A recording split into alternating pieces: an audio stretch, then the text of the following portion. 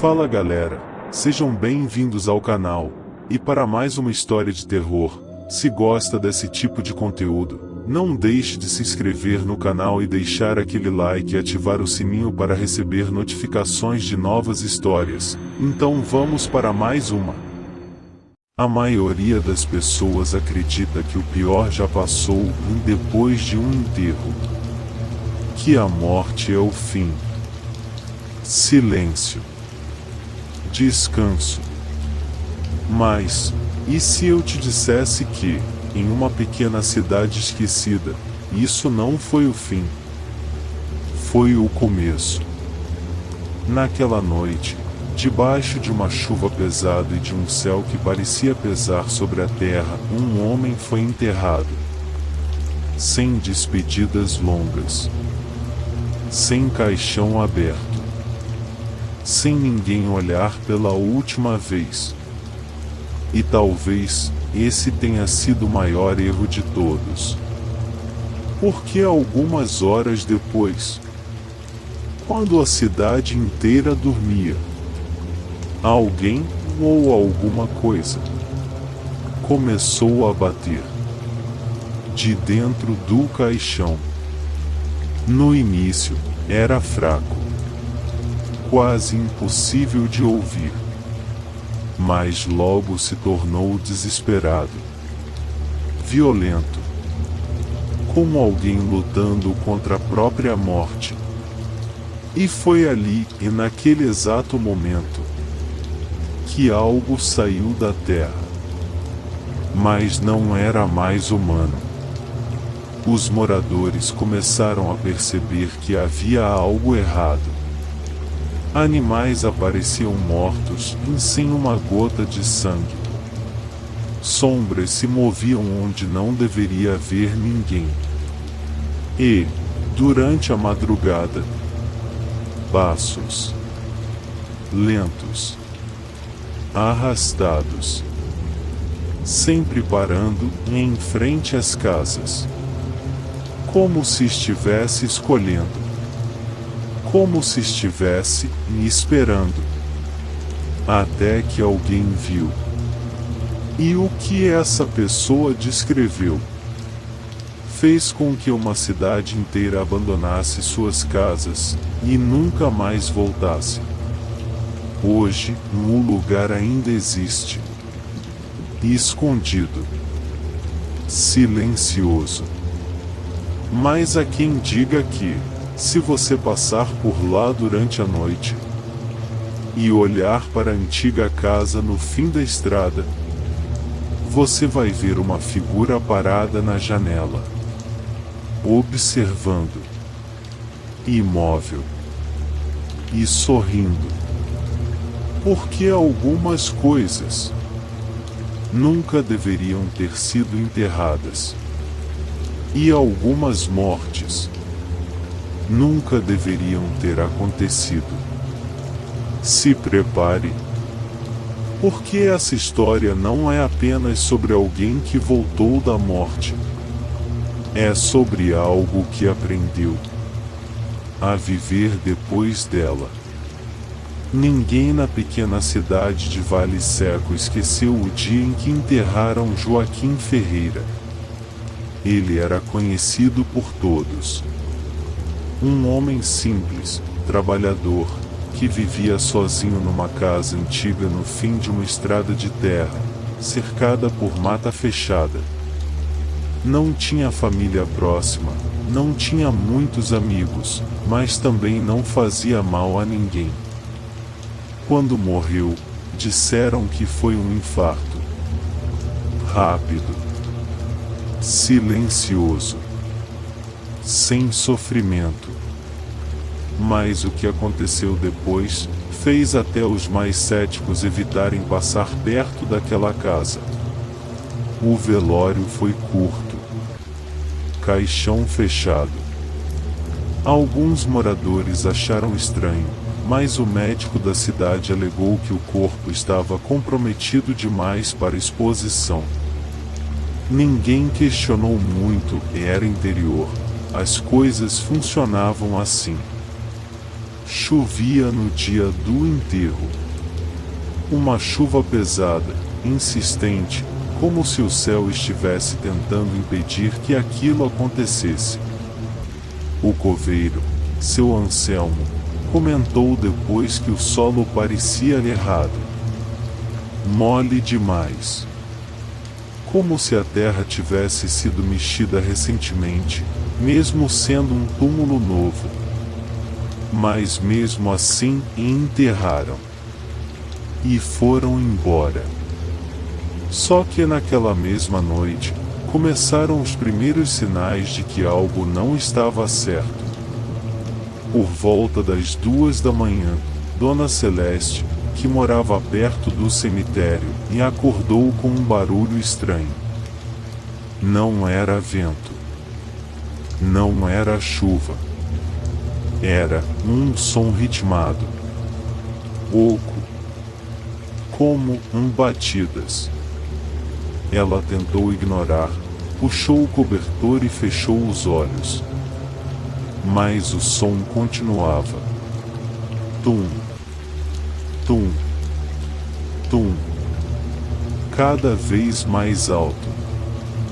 Mais desesperado. Ela levantou, foi até a janela, e olhou em direção ao cemitério. E jurou depois, tremendo, que viu a terra de uma das covas se mexendo. No dia seguinte, ela contou para alguns vizinhos. Riram dela. Disseram que era coisa da idade. Mas naquela tarde, o coveiro voltou ao cemitério e encontrou algo que fez suas mãos tremerem. A terra do túmulo de Joaquim estava afundada, como se tivesse cedido de dentro para fora.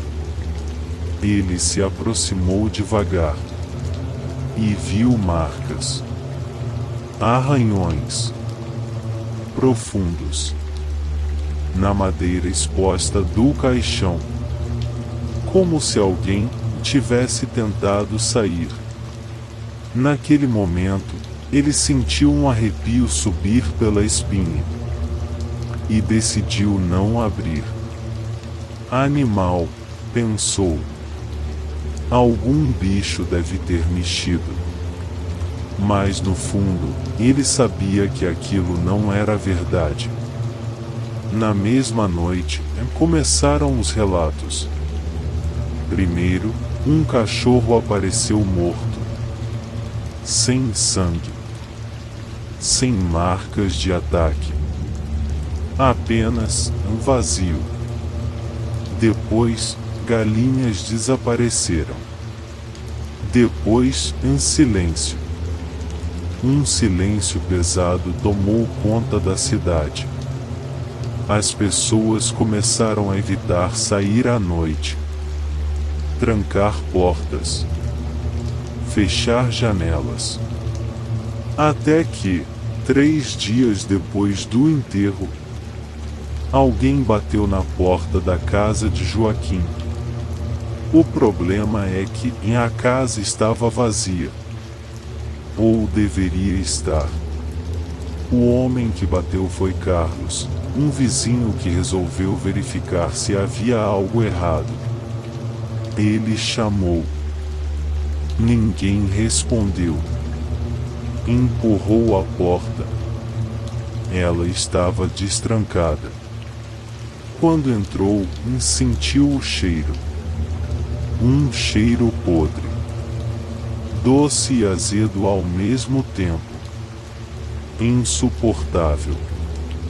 Ele cobriu o nariz com a camisa e caminhou lentamente. A casa estava indiferente. As coisas estavam fora do lugar. Cadeiras viradas. Objetos espalhados. Como se alguém estivesse aprendendo a usar aquele espaço. Então ele ouviu um som vindo do quarto. Um som molhado, arrastado, como respiração mais irregular. Ele congelou. E naquele momento, deveria ter ido embora. Mas não foi. Ele caminhou até a porta do quarto e abriu. O que ele viu, nunca mais conseguiu descrever direito. Mas o pouco que disse foi suficiente para fazer a cidade entrar em pânico. Joaquim estava lá, sentado na cama. Mas não era mais o Joaquim que eles conheciam. Sua pele estava acinzentada. Os olhos, fundos demais. A boca aberta num ângulo estranho. E o pior, ele estava comendo. Mas não era comida. Era algo escuro, pegajoso. E quando percebeu a presença de Carlos, parou, virou lentamente a cabeça e sorriu. Um sorriso largo demais. Impossível. Carlos correu. Saiu gritando pela estrada. Ninguém acreditou totalmente, até que outros começaram a ver também. Uma figura andando à noite, desajeitada, como se estivesse aprendendo a andar novamente. Sempre perto da mata, sempre perto das casas. E então vieram os desaparecimentos. Primeiro um mendigo, depois um jovem que voltava de moto, depois uma criança. A cidade entrou em desespero. Chamaram a polícia. Mas quando os policiais chegaram à casa, não encontraram ninguém. Só marcas. No chão. Na parede. No teto. Como se algo tivesse escalado, como um animal. E o cheiro. Sempre o cheiro. O médico da cidade, o mesmo que declarou a morte de Joaquim, começou a investigar. E foi aí que tudo ficou pior. Ele revisou o laudo e percebeu algo que havia ignorado. O coração de Joaquim não estava completamente parado. Havia sinais, mínimos, quase imperceptíveis, de atividade. Ele foi enterrado vivo. Mas isso não explicava o que ele tinha se tornado. Porque ninguém volta assim. Na semana seguinte, encontraram o coveiro morto dentro do próprio cemitério. O corpo estava endrenado e sua expressão congelada em puro terror. Ao lado dele, o túmulo de Joaquim estava aberto. O caixão destruído por dentro e completamente vazio. Depois disso, ninguém mais tentou entender. A cidade começou a esvaziar. Famílias inteiras foram embora. Casas ficaram abandonadas. O silêncio voltou, mas dessa vez, definitivo. Hoje, Vale Seco praticamente não existe mais. Virou um lugar esquecido, engolido pelo mato. Mas algumas pessoas ainda passam por lá. E dizem que, à noite, é possível ver uma luz fraca dentro da antiga casa de Joaquim. E às vezes, um vulto parado na janela, observando e esperando, como se ainda estivesse aprendendo. como se ainda estivesse com fome. E há algo que poucos sabem, mas que os mais antigos sussurram entre si. Ninguém nunca encontrou os corpos das pessoas que desapareceram. E se você ouvir com atenção, bem no meio da madrugada, quando o vento para completamente, você pode escutar, bem de longe, um som oco, ritmado, desesperado, como alguém tentando sair de dentro da terra. Fim. Se gostou, deixa o like e compartilha. E não esqueça de se inscrever no canal.